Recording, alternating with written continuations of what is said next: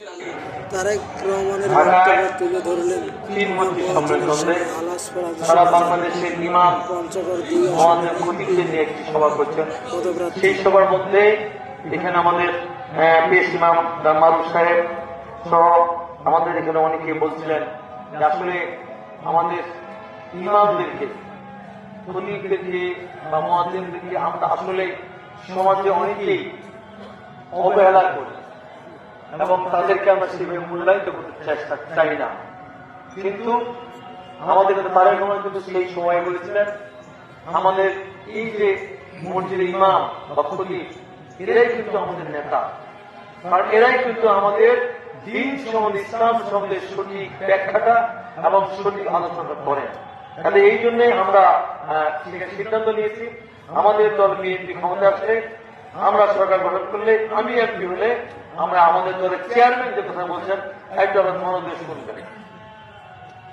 BNP মনে করে সমাজ সংস্কারকের ভূমিকায় বা ভূমিকা পালনকারী ইমাম, খতিব, মুয়াজ্জিনগণ যারা আর্থিকভাবে পিছিয়ে রয়েছেন তাদেরকে অবশ্যই প্রয়োজনীয় আর্থিক সহায়তা প্রদান রাষ্ট্রের দায়িত্ব। এমন বাস্তবতায় ইমাম মুয়াজ্জিনদের মধ্যে যারা আর্থিক টানাপোড়েনে রয়েছেন তাদেরকে প্রতি মাসে রাষ্ট্রীয় তহবিল থেকে একটি নির্দিষ্ট পরিমাণ সম্মানী ভাতা দেবার ব্যাপারে বিএনপির একটি পরিকল্পনা রয়েছে।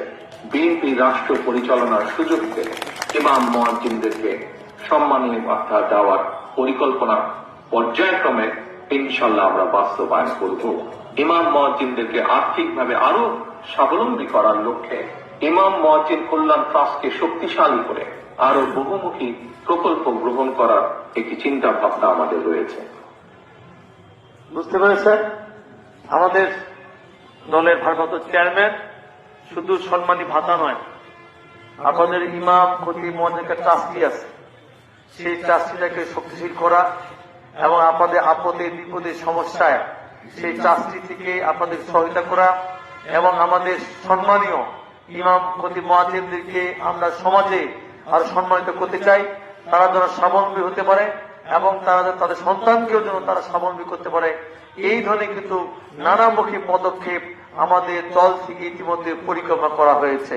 ইনশাল্লাহ আমরা এইবার সরকার গঠন করলে আমরা সেই পরিকল্পনা মাফিক আপনাদেরকে পর্যায়ক্রমে সম্মানিত করব এবং আপনাদের পাশে আমাদের দলের পক্ষে থাকবে। আমি